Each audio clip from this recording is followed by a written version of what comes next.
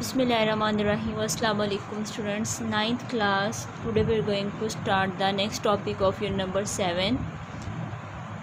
Today's topic is density of an object.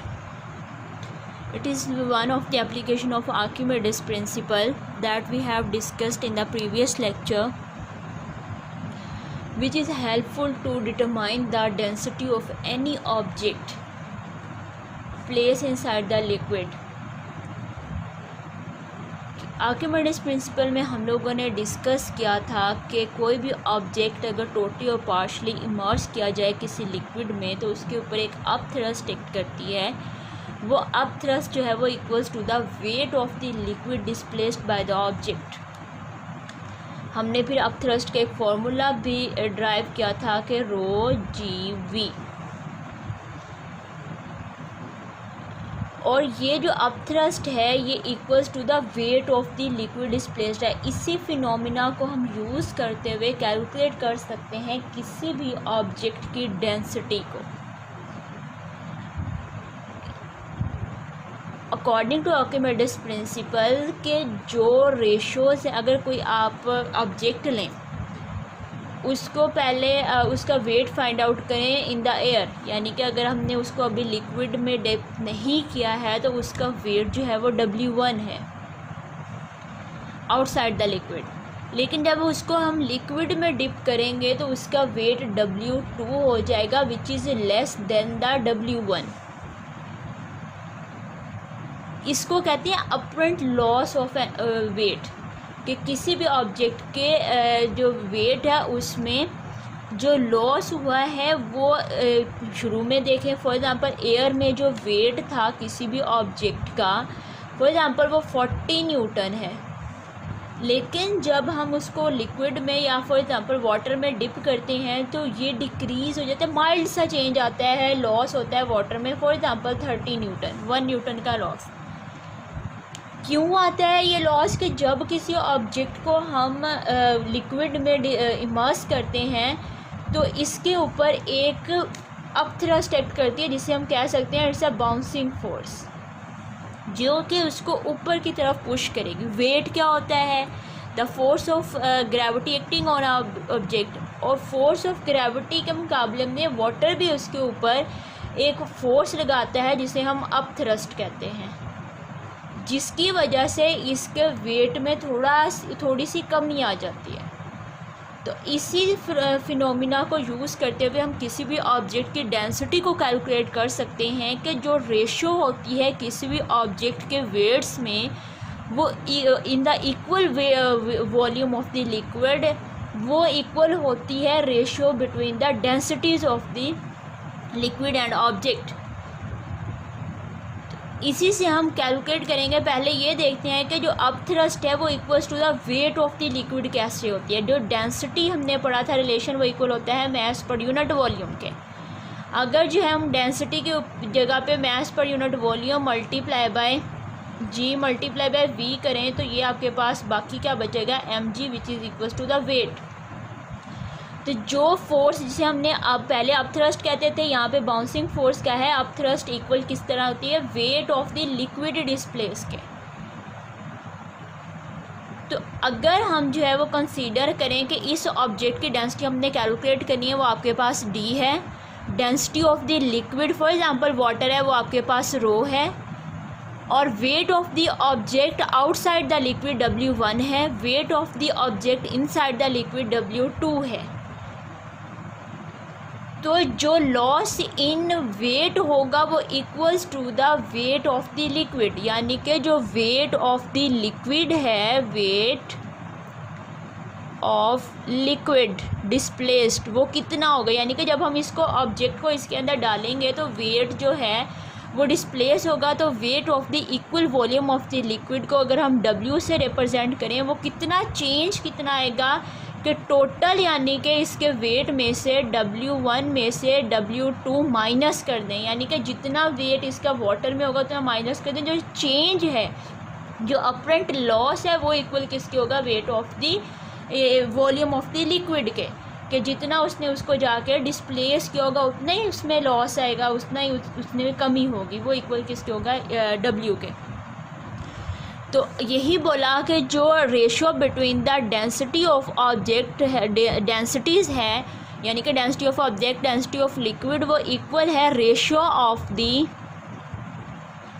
Equal volume of the weights के। तो ये आपके पास आ जाएगा W के, यानी कि वेट ऑफ द लिक्विड के।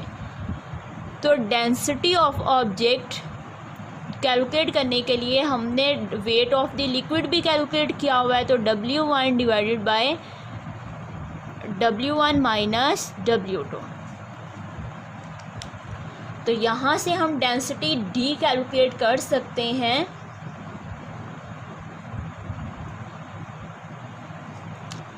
डेंसिटी D जो है वो ये रहेगी, जो कि हमें रिक्वायर्ड है। ये जो डेंसिटी ऑफ लिक्विड है वो दूसरी तरफ मल्टीप्लाई हो जाएगी। तो ये इस फॉर्मूले को यूज़ करते हुए हम किसी भी ऑब्जेक्ट के डेंसिटी को कैलकुलेट कर सकते हैं by determining the weight of the object outside the liquid, weight of the object inside the liquid and density of the liquid. इससे हम जो है वो कैलकुलेट कर सकते हैं डेंसिटी ऑफ द ऑब्जेक्ट को। तो आर्किमिडीज प्रिंसिपल की एप्लीकेशन है, जिसको यूज़ करते हुए हम जो वेट ऑफ एनी ऑब्जेक्ट जो है वो कैलकुलेट कर सकते हैं। 9th क्लास अब हम जो है वो नेक्स्ट टॉपिक जो कि प्रिंसिपल ऑफ फ्लोटेशन है इसको डिस्कस करेंगे कि आर्किमिडीज प्रिंसिपल को हमने देखा कि उसको हम यूज़ कर सकते हैं to calculate the density of an object. Also Archimedes principle ये कहता है कि जब भी कोई ऑब्जेक्ट जो है वो किसी लिक्विड में मौजूद होता है, इमर्स्ड होता है, या फिर पार्शली उसके ऊपर फ्लोट करता है, तो उसके ऊपर एक अपथ्रस्ट एक्ट करती है। तो प्रिंसिपल ऑफ फ्लोटेशन हमें बताएगा कि कब चीज़ें जो हैं वो फ्लोट करेंगी और कब वो है सिंक करेंगी। फॉर एग्ज़ाम्पल कि हम शिप्स और बोट्स की बात करते हैं, सबमरीन की बात करते हैं कि शिप्स और बोट्स जो हैं वो शिप्स और बोट्स ये जो हैं ये बड़ी बड़ी होती हैं, हैवी स्टील एंड आयरन की बनी होती है, फिर भी ये वाटर के ऊपर फ्लोट कर रही होती हैं। और सबमरीन क्या होती है, वो भी शिप की तरह ही होती है, लेकिन वो जो है वो पानी में डाइव भी कर सकती है, यानी कि पानी के अंदर सिंक होकर उसके अंदर डाइव कर सकती है। तो प्रिंसिपल ऑफ फ्लोटेशन जो कि आर्किमिडीज प्रिंसिपल को ही मॉडिफाई किया गया है कि फॉर एग्ज़ाम्पल कि हमने दो ब्लॉक लिए हैं, एक हैवी आयरन का है और एक वुडन ब्लॉक है, दोनों को पानी के अंदर डाला। जो आयरन ब्लॉक है वो जो है वो उस पानी के अंदर सिंक कर गया, जो वुडन ब्लॉक है वो पानी के अंदर जो है वो पार्शली पानी के अंदर रहेगा और फ्लोट करेगा। क्या होता है कि अकॉर्डिंग टू आर्किमिडीज प्रिंसिपल कोई ऑब्जेक्ट जितना ज़्यादा हैवी होगा उतना ही वो पानी के अंदर तक जाएगा, और लाइटर वन जो है वो उसके ऊपर फ्लोट करेगा। किसी भी ऑब्जेक्ट के हैवी होना या लाइट होना डिपेंड करता है उसकी डेंसिटीज़ पे, एक फैक्टर तो ये आ जाता है।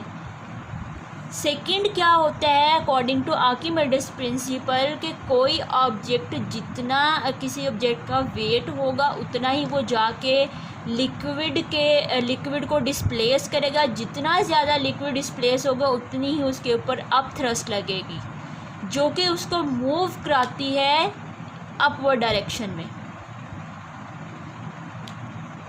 तो कोई ऑब्जेक्ट जो कि सिंक कर जाता है वो कब सिंक करेगा, जब उसका वेट जो है वो ग्रेटर देन होगा अपथ्रस्ट से, तब वो सिंक कर जाएगा।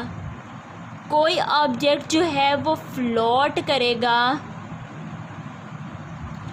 तो वो कब करेगा, जब उसका वेट इक्वल या लेस देन हो। इस तरह से साइन लगाते हैं, मैथ्स में आपने पढ़ा होगा लेस देन और इक्वल। लेस होगा अपथ्रस्ट से, तो वो क्या करेगा, फ्लोट करेगा।